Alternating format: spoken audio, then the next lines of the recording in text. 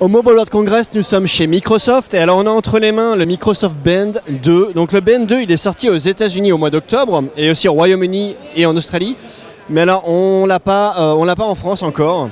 C'est un appareil qui est plutôt fin, qui est plutôt bien fini et qui est vraiment pensé pour un usage sportif. Cet appareil, il a 11 composants, principalement des capteurs, parmi lesquels on va trouver un capteur d'activité cardiaque, un accéléromètre et un gyromètre, on a un GPS, on a un capteur de luminosité, on a un capteur qui va mesurer le taux d'UV. On a aussi, alors c'est intéressant, un capteur, ce qu'ils appellent capacitif, c'est-à-dire qu'en fait, il va reconnaître que le bracelet est bien mis sur un humain et non pas, par exemple, sur un chien. On a un capteur haptique de vibration, un microphone, on a un baromètre.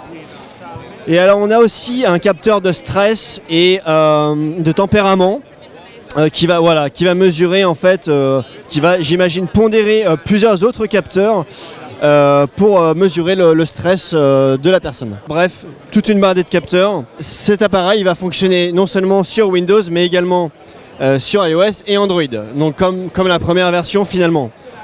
La batterie se trouve à ce niveau-là, juste à ce niveau-là. On a 3 tailles de bracelets, donc petit, moyen et grand.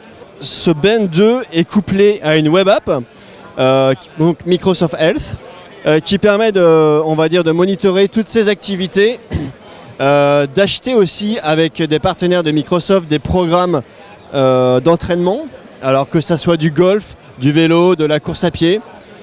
Alors, on peut l'acheter éventuellement à l'étranger et le configurer en français. Il est à 199 $, 169 pounds au Royaume-Uni. On n'a toujours pas de date de disponibilité en France, mais on espère pouvoir le tester prochainement à la rédaction.